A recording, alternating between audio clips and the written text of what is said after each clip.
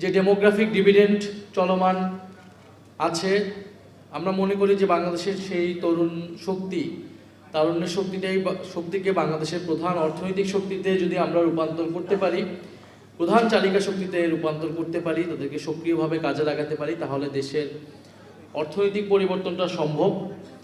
এবং সেই জায়গা থেকে কিন্তু আসলে গণ অভ্যুত্থান বলি আমরা, জুলাইয়ের যে আন্দোলন শুরু হয়েছিল মূলত কর্মসংস্থানের দাবি থেকে, বাংলাদেশে প্রতি বছর লাখ লাখ তরুণ কর্মবাজারে প্রবেশ করছে যাদের জন্য কর্মসংস্থান নাই।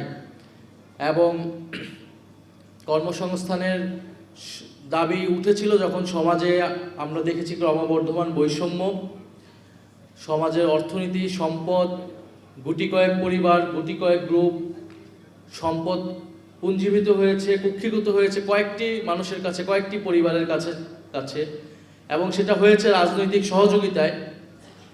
রাজনৈতিক স্বৈরতন্ত্র যেরকম হয়েছে সেটার সাথে সাথে অর্থনৈতিক ক্ষমতাও পুঞ্জীভূত হয়েছে, বৈষম্য তৈরি হয়েছে।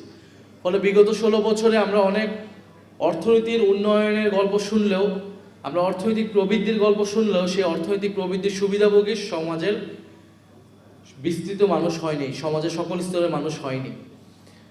ফলে সেই যে আমাদের অর্থনৈতিক সমস্যাটা, যেটার মূল সমস্যাটা যেটা বৈষম্য বা অর্থনৈতিক ন্যায় বিচার সমাজে না থাকা, সামাজিক ন্যায় বিচার না থাকা, সেই একই সমস্যাটা এখনো রয়ে গিয়েছে।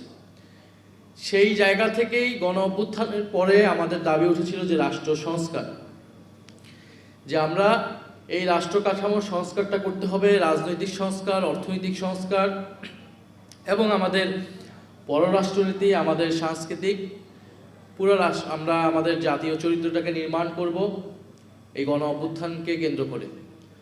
ফলে সেই জায়গা থেকে কিন্তু জুলাই সনদ বাস্তবায়ন হয়েছিল।